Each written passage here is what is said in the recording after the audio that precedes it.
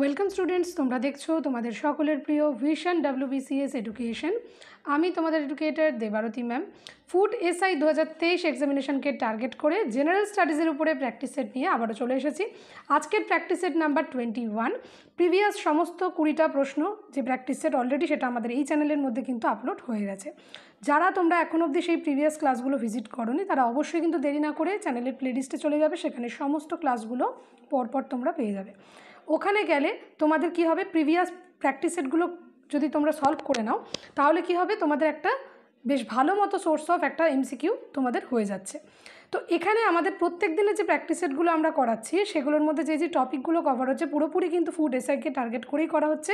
যার মধ্যে যে টপিকগুলো থাকবে সেটা হচ্ছে হিস্ট্রি, জিওগ্রাফি, পলিটি, এছাড়া Indian economy, science, static GK, এই সমস্ত বিষয়গুলোকে নিয়ে আমরা প্রত্যেক দিনের প্র্যাকটিস সেটের মধ্যে নিয়ে আসার চেষ্টা করছি। তো এই সমস্ত প্র্যাকটিসগুলো ডেফিনেটলি তোমরা প্র্যাকটিস করছো, এটা আমরা ধরে নিচ্ছি। এবং তার সঙ্গে সঙ্গে সেটা তোমাদের কাছে যদি PDF ভার্সন তোমরা রাখতে চাও, তোমরা সবসময় কমেন্ট করো যে PDF কী করে পাবো। তো সেই জন্যই তোমাদেরকে বলে রাখি যে আমাদের এই সমস্ত প্র্যাকটিস সেটের PDFগুলো যদি পেতে চাও তাহলে তোমরা ভিশন কম্পিটিটিভ এক্সাম অ্যাপ্লিকেশন এই অ্যাপসটা তোমাদের ফোনে ডাউনলোড করবে। এখন এটা ডাউনলোড করার জন্য তোমাদের প্লে স্টোরে যেতে হবে, আদারওয়াইজ এই ভিডিওর ডেসক্রিপশন বক্সের মধ্যে একটা লিঙ্ক দেওয়া রয়েছে, সেই লিঙ্কের থ্রুতে তোমরা চলে যেতে পারো সেই ডাউনলোডের জায়গায়। সেখান থেকে তোমরা vision competitive exam application download করে ফেলবে তোমাদের ফোনে এবং সেটা ওপেন করবে। ওপেন করার পরে যেটা স্ক্রিনশটে দেখা যাচ্ছে, দেখো এখানে ফ্রি ইবুক সেকশন বলে একটা সেকশন তোমরা পাবে। ওপেন করার পরে সেখানে গেলেই তোমরা প্র্যাকটিস সেটের যে PDF এই ফ্রি ইবুক সেকশনের ভিতরে পেয়ে যাবে, ঠিক আছে। তো অর্থাৎ প্রিভিয়াস সমস্ত ক্লাসগুলোর প্র্যাকটিস সেটের PDF প্লাস আজকের প্র্যাকটিস সেটেরও যে PDF থাকবে সেগুলো কিন্তু এই ফ্রি ইবুক সেকশনের মধ্যেই আপডেট করা হবে। এছাড়া ফুড এসআই এর সমস্ত মক টেস্ট চলছে, সিরিজ চলছে, সেইগুলোতে যদি তোমরা কোর্সগুলো কিনতে চাও, জয়েন করতে চাও, তার জন্য কিন্তু তোমাদের এই ভিশন কম্পিটিটিভ এক্সাম অ্যাপ্লিকেশন যেটা রয়েছে সেটা তোমাদের ফোনে ডাউনলোড করতে হবে। এছাড়া আমাদের ফ্রি টেলিগ্রাম গ্রুপ রয়েছে, সেখানে এক্সাম রিলেটেড সমস্ত তথ্য পেয়ে যাবে অনায়াসেই, সেখানে তোমরা জয়েন করে থাকতে পারো, ঠিক আছে। তাহলে আজকে এই পর্যন্ত বলে আমাদের ক্লাসে আজকে আমরা শুরু করতে চলেছি প্রথম প্রশ্ন দিয়ে। যেমনটা প্রত্যেকটা ক্লাসে শুরুতেই বলে থাকি যে প্রত্যেকটা প্রশ্ন আগে নিজেরা চেষ্টা করবে, নিজেদের মতো করে আগে অ্যান্সার করার চেষ্টা করবে, তারপরে আমার অ্যান্সারটা দেখবে, অর্থাৎ ভিডিওটা পজ করে করে একটা টেস্টের মতো দেবে। তো এন্ড অফ দ্য ক্লাস যেটা হবে সেই, অর্থাৎ তোমাদের টোটাল আউট অফ 20 কত স্কোর হচ্ছে সেটা আমাকে কমেন্ট বক্সে লিখে জানাবে। আমি ওয়েট করে থাকবো তোমাদের অ্যান্সারগুলো দেখার জন্য। তো শুরু করা যাক আজকে আমাদের ক্লাসের প্রথম প্রশ্ন। Who was written the autobiography of Harsha? হর্ষবর্ধনের যে অটোবায়োগ্রাফি সেটা কে রচনা করেছিলেন? সেটা রচনা করেছিলেন হচ্ছে বাণভট্ট। অপশান বি হচ্ছে আমাদের কারেক্ট অ্যান্সার। বাণভট্টই ছিলেন হচ্ছে একজন সংস্কৃত রাইটার, তিনি হচ্ছে 7th সেঞ্চুরি। আমরা জানি যে 600 দশকে হচ্ছে আমাদের হর্ষবর্ধনের টাইম স্কেল। তো সেক্ষেত্রে হর্ষবর্ধনের যে বায়োগ্রাফি সেটা রচনা করেছিলেন হচ্ছে বাণভট্ট, ঠিক আছে। অপশান বি হচ্ছে কারেক্ট অ্যান্সার। নেক্সট প্রশ্ন, how many tarangas are in Rajatarangini of Kalhana? কলহনের রচনা রাজতরঙ্গিনীর মধ্যে আমরা কতগুলো তরঙ্গকে দেখতে পাই? দেখো রাজতরঙ্গিনী কথাটার মধ্যেই তরঙ্গের উল্লেখ আছে, এই তরঙ্গ আর কিছুই নয়, কতগুলো পার্টে বিভক্ত এখানে সেটাই জিজ্ঞাসা করা হচ্ছে। কলহনের রচিত সেই রাজতরঙ্গিনীর মধ্যে কতগুলো তরঙ্গ ছিল? সঠিক উত্তর হবে 8খানা তরঙ্গ ছিল। অপশান এ হচ্ছে আমাদের কারেক্ট অ্যান্সার হয়ে যাবে। এই যে আমাদের কলহনের রচিত যে রাজতরঙ্গিনী সেটা থেকে আমরা কিসের সম্পর্কে জানতে পারি সেটাও কিন্তু প্রশ্ন আসে। এটা হচ্ছে কাশ্মীরের যে তৎকালীন সময় যে রাজতন্ত্রর যে রাজনৈতিক পরিস্থিতি সেইগুলো সম্পর্কে আমরা ডিটেলে তথ্য পাই হচ্ছে এই রাজতরঙ্গিনী বইটি থেকে। এবং এটা লেখা হয়েছে কোন ল্যাঙ্গুয়েজে? এটা লেখা হয়েছে সংস্কৃত ল্যাঙ্গুয়েজে। এর মধ্যে কতগুলো ভার্স রয়েছে? 7826টা ভার্স রয়েছে। এই সমস্ত 7826 7826টা ভার্সকে ডিভাইড করা হয়েছে 8খানা বইয়ের মধ্যে। এই বুকসটাকেই এখানে তরঙ্গ বলে ডিনোট করা হচ্ছে, ঠিক আছে। Option A correct answer 8। Who is the earliest known ছেঁড়া কিং? সব থেকে পুরনো ছেঁড়া কিং বলে আমরা কাকে জানি? কোন রাজাকে জানি ছেঁড়া রাজার হিসাবে? তো সেই হিসাবে আমরা জানি উদয়নগেরাল। উদয়নগেরালের যে রাজতন্ত্র বা যেই সম্পর্কে আমাদের হিস্টোরিক্যাল টেক্সট আমরা জানতে পারি সেটা খুবই প্রাচীন। তো বলা হচ্ছে উদিয়ান ছেঁড়ালাথন, just a minute, Udayan Cheralathan is the earliest known Chera ruler. Following him other important rulers of the kingdom included যেমন হচ্ছে নেন্দুজালিয়া নাদান, he had defeated 7 crowd kings, won the title of Adhiraja. সেনগুপ্তভম বলে একজন ছিলেন ছেঁড়া রাজা। তার যে কৃতিত্ব সেটাও কিন্তু ভীষণভাবে গুরুত্বপূর্ণ ছেঁড়া রাজবংশে। এই সেনগুপ্তভমকে আমরা অপর নামে ডেকে থাকি রেড ছেঁড়া। অর্থাৎ ছেঁড়া রাজবংশের অনেক ইতিহাস রয়েছে, যার মধ্যে সবথেকে প্রাচীন রাজা হিসাবে আমরা জানি উদিয়ান ছেড়াল বা উদিয়ান ছেড়ালাথান, দুটোই বলা হয়। তো অপশান সি হচ্ছে কারেক্ট অ্যান্সার এই প্রশ্নের। নেক্সট প্রশ্ন, who among the following constructed Bibi ka Maqbara? Bibi ka Maqbara এই কনস্ট্রাকশনটা কে নির্মাণ করেছিলেন? নির্মাণ করেছিলেন মুঘল সম্রাট Aurangzeb. Option B correct answer. তিনি তার স্ত্রীর জন্য বিবিকা মাকবারা এটি রচনা করেছিলেন। এটি একটি মুসোলিয়াম। এটা হচ্ছে বলা হচ্ছে রাবিয়া উল দুরানি, যে কিনা দিলরুবা বানু বেগম বলে তার নাম ছিল। মুঘল এম্পায়ারের নামটা তাদের স্পেশাল দেওয়া হতো, অরিজিনাল নাম থেকে তাদের একটা নাম ক্রিয়েট করা হতো। তো সেক্ষেত্রে তার স্ত্রীর জন্য ঔরঙ্গজেব কিন্তু এই বিবিকা মাকবারা রচনা করেছিলেন।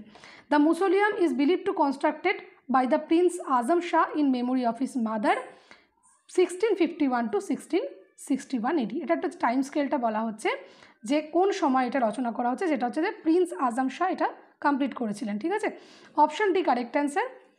হু was the founder of the Harijan সেবক সংঘ? হরিজন সেবক সংঘের প্রতিষ্ঠাতা কে ছিলেন? হরিজন সেবক সংঘের প্রতিষ্ঠাতা ছিলেন মহাত্মা গান্ধী, গান্ধীজি। অপশান বি হচ্ছে correct answer.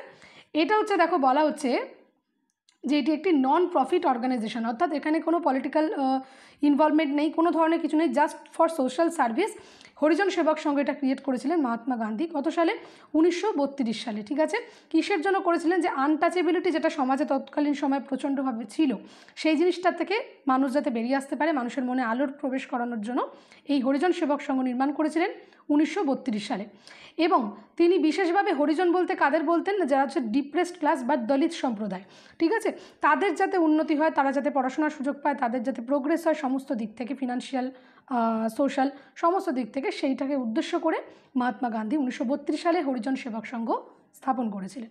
Option B correct answer. Who was the first governor of Bengal? বেঙ্গলের প্রথম গভর্নর, ফার্স্ট গভর্নরের কথা বলা হচ্ছে, তিনি অবশ্যইভাবে লর্ড ক্লাইভ অর্থাৎ রবার্ট ক্লাইভ। অপশান এ হচ্ছে কারেক্ট অ্যান্সার আমাদের প্রথম গভর্নর অফ বেঙ্গল। ঠিক আছে, the Persian theatre was started in which place of India? প্রথম পার্সিয়ান থিয়েটার মানে যেটা সিনেমা হল, এখনকার দিনের মতো সিনেমা হল নয়, যেটাই হোক না কেন, তৎকালীন সময় যেটাই হোক না কেন, সেটা পার্সিয়ান একটা কালচার থেকে আমাদের এখানে কিন্তু এসেছে। অর্থাৎ এই পার্সিয়ান থিয়েটারের স্টাইলটা আমাদের ইন্ডিয়াতে প্রথম কোথায় ইমপ্লিমেন্ট হয়েছিল? এটা ইমপ্লিমেন্ট হয়েছিল মুম্বাইতে। তৎকালীন সময় মুম্বাই নাম ছিল না, তৎকালীন সময় ছিল বম্বে। অপশান এ হচ্ছে আমাদের কারেক্ট অ্যান্সার। এবং in the year of 1853 the Parsi dramatic crop staged a named Rustam Zubali Zohrab in the Great Grand Road Theatre in Bombay। অর্থাৎ এখানে এই পার্সিয়ান ড্রামাটিক ক্রপ এই যে নাটকটা ছিল সেটারই একটা আমাদের ইন্ডিয়ান ভার্সন করে এখানে বম্বেতে গিয়ে গ্র্যান্ড রোড থিয়েটারের উপরে এটাকে প্রজেকশন করা হয়। এটা একটা থিয়েটারের মতো একটা সেট আপ ছিল, সেটাকেই বলা হচ্ছে। অপশান এ হচ্ছে কারেক্ট অ্যান্সার, মুম্বাই বা বম্বে যেটাই হোক না কেন। নেক্সট প্রশ্ন, the number of planets in the solar system? সমস্ত সোলার সিস্টেম বা আমাদের সৌরজগতের মধ্যে কতগুলো আমাদের প্ল্যানেট বা গ্রহ রয়েছে? সঠিক উত্তর আমাদের হয়ে যাবে 8টি গ্রহ। Option B correct answer. 8খানা গ্রহর মধ্যে আমাদের রয়েছে, কিন্তু এই 8খানা গ্রহ এবং আমাদের একটি সূর্য, একটি নক্ষত্র, এটা ছাড়াও এখানে প্রচুর পরিমাণে অর্থাৎ countless number of solar bodies রয়েছে বা সোলার পার্টিকেলস রয়েছে, যার মধ্যে কিছু রয়েছে ধূমকেতু, কিছু রয়েছে উল্কাপিণ্ড এবং কিছু রয়েছে ড্রাফট প্ল্যানেট, যেটা হচ্ছে গ্রহের পর্যায়ে পড়ে না, সেগুলোকে আমরা ড্রাফট প্ল্যানেটস বলি, কিন্তু গ্রহের মতোই আকৃতিযুক্ত, একইভাবে সূর্যের চারদিকে কিন্তু তারাও ঘুরে চলেছে। অর্থাৎ এই সমস্ত যে সমস্ত ইউনিভার্সাল বডিজ রয়েছে সেগুলোকে নিয়ে আমাদের টোটাল সৌরমণ্ডল গঠিত। তো মূলত প্ল্যানেট যদি বলা হয় তাহলে সেটা আমাদের রয়েছে 8। ঠিক আছে, option B correct answer. Next প্রশ্ন, the most abundant element in earth crust? সব থেকে বেশি পরিমাণে পাওয়া যায় আমাদের পৃথিবী পৃষ্ঠ বা ভূপৃষ্ঠের মধ্যে কোনটি? সঠিক উত্তর হবে oxygen. Option B correct answer. অক্সিজেনের পরিমাণ আমাদের ভূপৃষ্ঠের মধ্যে সব থেকে বেশি পরিমাণে, দেখো outer side known as crust covers the planet. The most abundant element earth ক্রাস্টের মধ্যে হচ্ছে 46.1% হচ্ছে পুরোপুরিভাবে অক্সিজেন। ঠিক আছে, অপশান বি কারেক্ট অ্যান্সার আমাদের এই প্রশ্নের। The interval between two high tides in approximately? এবারে বলা হচ্ছে যে দুটো বড় জোয়ার, মেন জোয়ারের মধ্যে যে টাইম ডিফারেন্স বা টাইম গ্যাপ সেটা কত সময় থাকে? সেটা হচ্ছে 12 ঘন্টা 24 মিনিট। 12 ঘন্টা 24 মিনিট পর পর আরেকটা জোয়ার আসে, অর্থাৎ সব থেকে বড় যে দুটো টাইড হয় সেই জোয়ার দুটোর মাঝখানের গ্যাপ সেটা হচ্ছে 12 ঘন্টা 24 মিনিট। খুব ইম্পর্ট্যান্ট প্রশ্ন, মাথায় রাখবে, উইথ মিনিটস। ঠিক আছে, অপশান সি হচ্ছে আমাদের কারেক্ট অ্যান্সার, 12 ঘন্টা 24 minute. The oldest international airlines, সব থেকে পুরনো ইন্টারন্যাশনাল অর্থাৎ আন্তর্জাতিক এয়ারলাইন সেটা কী ছিল? সেটা হচ্ছে যে Dutch KLM, option A correct answer. Dutch KLM সর্বপ্রথম যে ইন্টারন্যাশনাল এয়ারলাইন্স হয়, যেটা এক দেশ থেকে অন্য দেশে যাবে, ট্রাভেল করবে, সেরকম সব থেকে পুরনো ওল্ডেস্ট বলে ধরা হয় হচ্ছে এই ডাচ KLMকে। ঠিক আছে, KLM এর ফুল ফর্মটা তোমরা দেখতে পারো, খুব একটা ইম্পর্টেন্ট না হলেও ওটা দেওয়া হয়েছে। তো এখানে বলা হচ্ছে যে এস্টাবলিশ হয়েছিল কত সালে? এটা এস্টাবলিশমেন্ট হয়েছিল হচ্ছে 1919 সালের অক্টোবর মাসে, এবং প্রথম ফ্লাইট, যেটা প্রথম বিমানটা উড়েছিল, সেটা হচ্ছে 1920 সালের মে মাসে।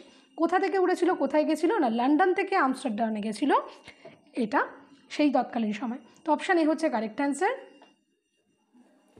Which of the following states of India has the longest coast line? সব থেকে দীর্ঘতম যে সমুদ্রের কোস্ট লাইন অর্থাৎ সমুদ্র তীরবর্তী অঞ্চল, সেই জায়গাটা কোথায় রয়েছে, অর্থাৎ আমাদের কোন স্টেটের মধ্যে সব থেকে বেশি কোস্ট লাইন রয়েছে? এটা রয়েছে আমাদের গুজরাট।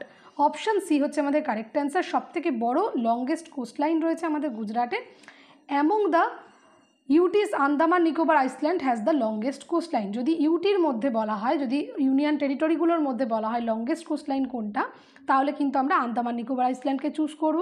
তো অপশান সি হচ্ছে কারেক্ট অ্যান্সার, কারণ মেনল্যান্ডের মধ্যে গুজরাটেই হচ্ছে সব থেকে বড় কোস্ট লাইন রয়েছে। হোয়াট ইজ ঝুম? ঝুম বলতে আমরা কি, এটা কি জিনিস? এটা হচ্ছে এক ধরনের cultivation, A type of cultivation, বা এটা একটি চাষাবাদ করার প্রক্রিয়া, এটাকে ঝুম কাল্টিভেশন বলা হয়ে থাকে। এটি এগ্রিকালচারের সঙ্গে রিলেটেড। এক ধরনের মানে ট্রিজ রয়েছে যেগুলো হচ্ছে তারা মাটিতে ফলানোর পরে সেটাকে স্ল্যাশ অ্যান্ড বার্ন করে দেয়, অর্থাৎ সেটা তাদের ধারণা, চাষিদের এটার কনসেপ্ট থাকে যে সেই ঝুম কাল্টিভেশন করার পরে সেটাকে যদি পুড়িয়ে দেওয়া হয়, সেখানে মাটির উর্বরতা শক্তি বৃদ্ধি পায়। Jhum is one of the oldest practice in the agricultural system. অর্থাৎ এখানে বলা হচ্ছে বিভিন্ন যে কৃষিকাজের ক্ষেত্রে ঝুম কাল্টিভেশন সব অনেক পুরনো দিন থেকে এটা কিন্তু প্র্যাকটিস হয়ে আসছে। তো এটা হচ্ছে আমাদের এক ধরনের agriculture related cultivation. Option D correct answer. Which of the following is not a condition for the becoming a citizen of India? এখানে বলা হচ্ছে যে ভারতবর্ষের সিটিজেন হিসাবে যে কন্ডিশনগুলো আমাদের সংবিধান আমাদেরকে দেয়, যে এই কজের জন্য তুমি সিটিজেনশিপ পাবে, এর মধ্যে অর্থাৎ অপশান অনুযায়ী এর মধ্যে কোনটি নয়? ঠিক আছে, হুইচ ইজ নট। তো এখানে আমরা কি জানি সংবিধান অনুযায়ী? বাই বার্থ আমি সিটিজেনশিপ পেতে পারি, বাই ডিসেন্ট পেতে পারি, বাই ন্যাচারালাইজেশনও পেতে পারি, কিন্তু অ্যাকোয়ারিং প্রপার্টি অর্থাৎ কেউ বাইরের থেকে লোক এসে আমাদের এখানে 20 বিঘা জমি কিনে নিয়ে বলতে পারবে না যে আমরা এখানে সিটিজেনশিপ নেব, বা আমি এখানে জমি কিনেছি মানে আমি এখানকার নাগরিক, এটা সে বলতে পারবে না। অর্থাৎ এটাই হচ্ছে আমাদের আজকের প্রশ্নের সঠিক উত্তর। কিন্তু যদি অ্যাপ্লিকেশন করে by registration, by naturalisation, by birth, by descent, এই সবগুলো কিন্তু ক্যাটাগরি পরে হচ্ছে আমাদের সংবিধান অনুযায়ী আমরা অ্যাপ্লাই করতে পারি ফর দ্য সিটিজেনশিপ। ঠিক আছে, তাহলে অপশান সি হচ্ছে correct answer. Acquiring property is not the answer for acquiring the citizenship of our India. Option C correct answer. এবং এই যে তথ্যটা বা এই যে কনসেপ্টটা, এটা একটি অ্যাক্টের মাধ্যমে পাশ হয়েছে, সেই অ্যাক্টের কথাও জিজ্ঞাসা করা হয় প্রশ্নে। অ্যাক্টটা কী হচ্ছে? ইন্ডিয়ান সিটিজেনশিপ অ্যাক্ট 1955 ইয়ারের সঙ্গে মনে রাখবে যে সালটা কিন্তু প্রচণ্ড গুরুত্বপূর্ণ। ঠিক আছে, 1955 সালের ইন্ডিয়ান সিটিজেনশিপ অ্যাক্টের দরুন 5টি পদ্ধতিতে আমাদের এই সিটিজেনশিপ অ্যাকোয়ার করার কথা এখানে বলা হয়েছে। তো অপশান সি কারেক্ট অ্যান্সার আমাদের এই প্রশ্নের। When was RBI nationalised? কত সালে আরবিআইকে ন্যাশনালাইজেশন দেওয়া হয়, ন্যাশনালাইজ করা হয়? সঠিক উত্তর হচ্ছে 1949 সালে। এছাড়া তার সঙ্গে মনে রাখতে হবে তার সঙ্গে ডেটটা কী ছিল? 1 জানুয়ারি। খুব গুরুত্বপূর্ণ, বারবার রিপিট হয়, মাথায় রাখবে। 1949 1 জানুয়ারি হচ্ছে আরবিআই ন্যাশনালাইজড হয়েছিল, অর্থাৎ গভর্নমেন্টের আন্ডারে চলে গেছিলো। Option B correct answer. Next প্রশ্নতে বলা হচ্ছে the most of the mass of the atom can be found in? অ্যাটমের সবথেকে বেশি পরিমাণে মাস বা ভর সেটা অ্যাটমের কোন পার্টের মধ্যে পাওয়া যায়? অ্যাটমকে যদি আমরা আলাদা আলাদা করে দেখি, তার বিভিন্ন যে বিভাগ রয়েছে, নিউক্লিয়াস রয়েছে, বাইরের যে তোমার যে সারাউন্ডিংয়ে ইলেকট্রনসগুলো রয়েছে, তো সেই সবগুলোকে দেখতে গেলে আমাদের সবথেকে বেশি ভর আমরা দেখতে পাই কোথায়? না, নিউক্লিয়াসের মধ্যে। নিউক্লিয়াসের মধ্যেই এই যে ভরগুলো, যে কত সংখ্যা প্রোটন রয়েছে, কতটা নিউট্রন রয়েছে, সেটাকেই আমরা মাস বলি। অফ দ্য অ্যাটম, ঠিক আছে। অপশন সি হচ্ছে আমাদের কারেক্ট অ্যান্সার, ঠিক আছে। নেক্সট প্রশ্নতে যাওয়া যাক। দেখো বলা হচ্ছে what is the basic unit of classification. ক্লাসিফিকেশানের জন্য বেসিক ইউনিট কী আছে? বেসিক ইউনিট বলতে আমরা বোঝাই স্পিসিসকে। মোটামুটিভাবে যে কোনো ক্লাসিফিকেশন করার জন্য কোন স্পিসিসের অন্তর্গত এটাকে প্রথমে ডিনোট করতে হয়।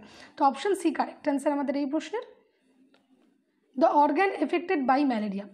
কোন অর্গ্যান এফেক্ট হয় ম্যালেরিয়া রোগ হলে? ম্যালেরিয়া রোগ হলে এফেক্ট হয় স্প্লিন, যেটাকে আমরা বাংলায় বলি প্লিহা, ঠিক আছে। তো স্প্লিন এফেক্টেড হয়, অপশন ডি হচ্ছে কারেক্ট অ্যান্সার। স্প্লিন এফেক্টেড হওয়ার ফলে আমাদের যে বডি ফাংশন, সেখানে ব্লাড পিউরিফিকেশান, সেগুলো সমস্তভাবে ডিস্টার্ব হয়ে যায়। Spleen plays important role in regard to red blood cells, এবং আমাদের ইমিউনিটি সিস্টেম যেটা থাকে সেইটাকেও কন্ট্রোল করে এই স্প্লিনের মাধ্যমে। সমস্ত বডিতে যে ইমিউন সিস্টেম সেটাকে মেনটেন হয় এবং রেড ব্লাড সেলকে প্রোটেক্ট করে।